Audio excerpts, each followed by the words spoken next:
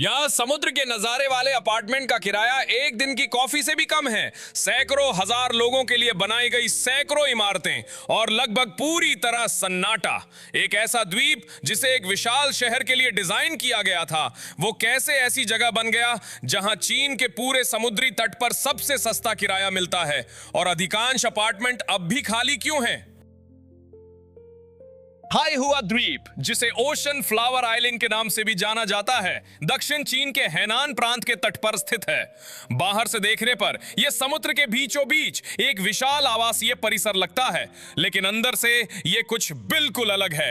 यहां लगभग 390 इमारतें हैं। पूरे द्वीप का आकार एस जैसा है और इसके किनारे किनारे चलें तो लगभग 6 किलोमीटर बनते हैं।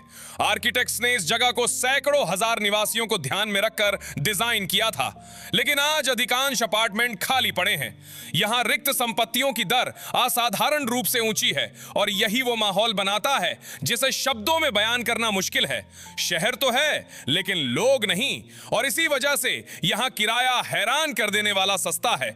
एक छोटा कमरा लगभग वैसा ही जैसा इस रिपोर्ट की लेखिका ने लिया था, ऑफ सीजन में महज 50 से $70 प्रति महीने में मिलता है। सीधे समुद्र के नजारे वाले आवास के लिए यह आंकड़ा गंभीरता से लेना मुश्किल लगता है, लेकिन यह सच है।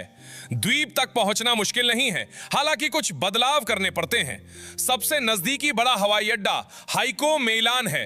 वहां से डांझो के लिए ट्रेन लेनी होती है और फिर रेलवे स्टेशन से टैक्सी, जो लगभग $2 में मिल जाती है। कोई फेरी नहीं, कोई जटिल रास्ता नहीं। द्वीप भौतिक रूप से मुख्य भूमि से जुड़ा हुआ है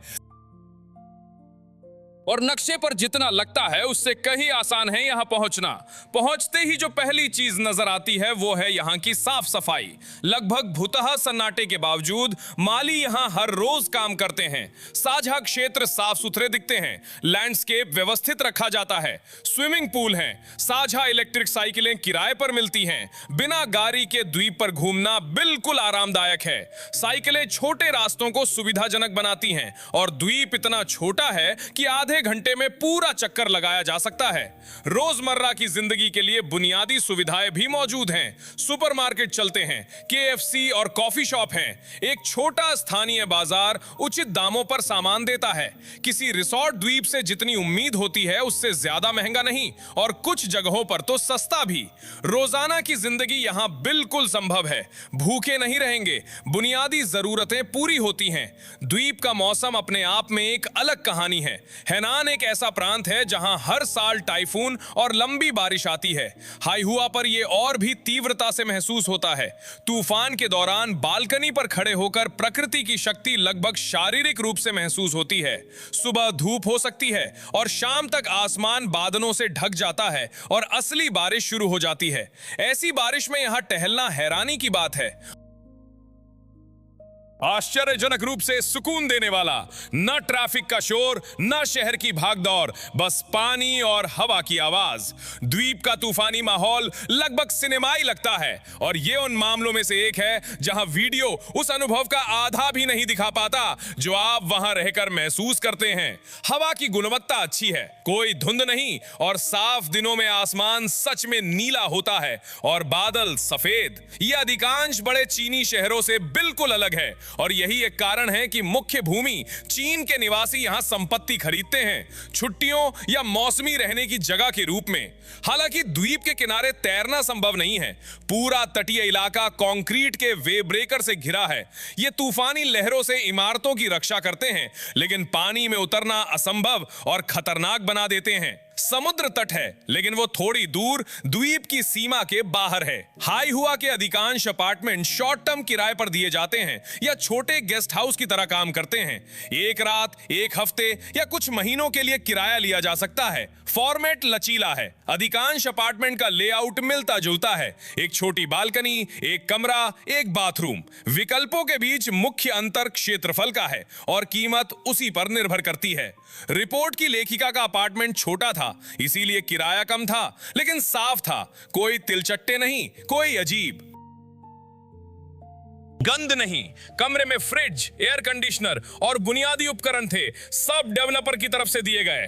बाथरूम भी साफ और काम करने की स्थिति में था। आवास की कुल गुणवत्ता उम्मीद से काफी बेहतर निकली, खासकर कीमत को देखते हुए। बालकनी से सीधे समुद्र का नजारा दिखता है।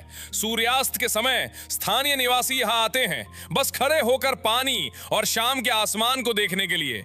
यह सिलसिला हर रोज दोहराता है और इसमें कुछ सुकून देने वाला है।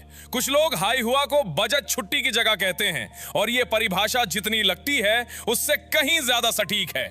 यहां न रिजॉर्ट शहरों की भागदौड़ है, न उनकी कीमतें। द्वीप के निवासियों का वर्ग खास है। अधिकांश बुजुर्ग हैं, हालांकि कुछ युवा भी दिखते हैं। बच्चे लगभग नजर नहीं आते।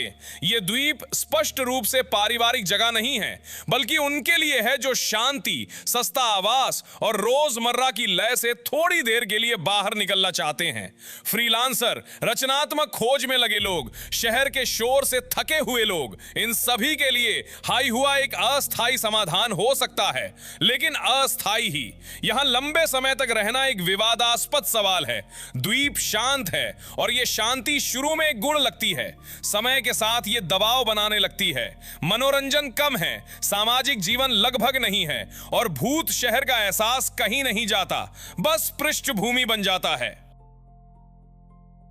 थोड़े समय के लिए यह काम करता है, स्थायी रहने के लिए शायद अधिकांश के लिए उपयुक्त तो नहीं होगा। एक और सवाल भी है जो खुला रहता है, इमारतों का दीर्घकालिक भविष्य। सालाना टाइफून, उच्च नमी, समुद्र की निकटता, ये सब संरचनाओं पर गंभीर दबाव डालता है। ये इमारतें दशकों तक ऐसे उपयोग के लिए कितनी तैयार हैं, ये अभी स्पष्ट नहीं है। हाई हुआ द्वीप एक ऐसी जगह है जो दो अवस्थाओं के बीच मौजूद लगती है, एक महत्वाकांक्षी परियोजना और उसकी अधूरी संभावना के बीच, एक रिजॉर्ट और एक भूत शहर के बीच, सस्तेपन और इस सवाल के बीच, आखिर इतना सस्ता क्यों है? इस सवाल का जवाब हर कोई खुद ढूंढता है, वहां जाकर और अपनी आंखों से देखकर। अगर आपको ऐसी अनोखी जगहें दिलचस्प लगती हैं, तो चैनल को सब्सक्राइब करें और लाइक करें। आगे और भी कई कहानियां हैं उन जगहों की जो टूरिस्ट ब्रोशर में नहीं आती, लेकिन इसीलिए ध्यान देने लायक हैं।